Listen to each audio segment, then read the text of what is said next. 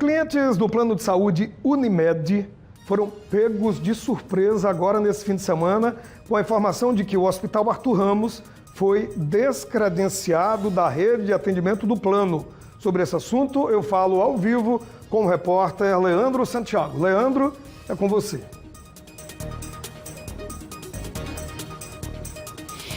Pois é, né, Douglas? Tem essa questão aí sobre o plano de saúde e fica também aquela pergunta, né? Como é que fica a situação de quem tem o plano de saúde e normalmente é atendido por aquele hospital? Para falar sobre isso, eu estou aqui com o Juliano Pessoa, advogado, para falar mais. Doutor Juliano, bom dia.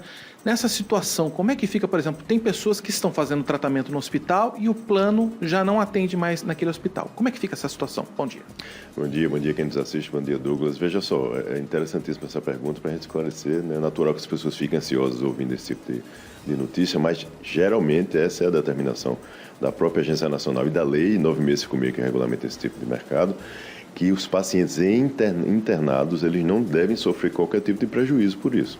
Não só os pacientes internados, como aqueles pacientes em tratamentos contínuos dentro da instituição. Então, a própria instituição, por meio de nota à imprensa, divulgou que esses pacientes estarão devidamente preservados, como manda a legislação e como manda as regulamentações da Agência Nacional de Saúde Suplementar. E é provável, Leandro, que nesse tipo de situação a ANS, de repente, passe a acompanhar essa situação de forma mais próxima para poder resguardar o direito de todos os beneficiários envolvidos. Naturalmente, porque se trata de uma rede hospitalar importante aqui na cidade, né, de grande relevância, e muitos beneficiários estão ligados a essa operadora também que está vinculada a essa situação. Então, naturalmente, a agência deve participar ativamente desse tipo de processo.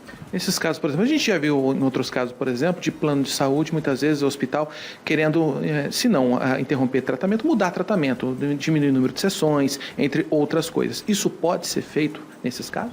Não deve ser feito, né? Como nós destacamos, quem sabe qual é o tamanho do tratamento, a dimensão do tratamento, é o médico assistente que está diretamente ligado àquele paciente.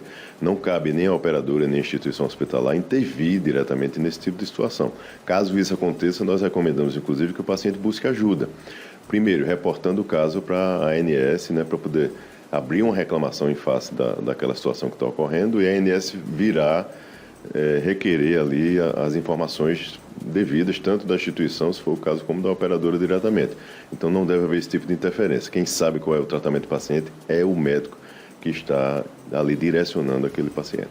Por exemplo, aquele hospital cobrar algum valor financeiro, muitas vezes a pessoa está numa emergência, não tem muito como fazer essa reclamação, porque é um momento de urgência.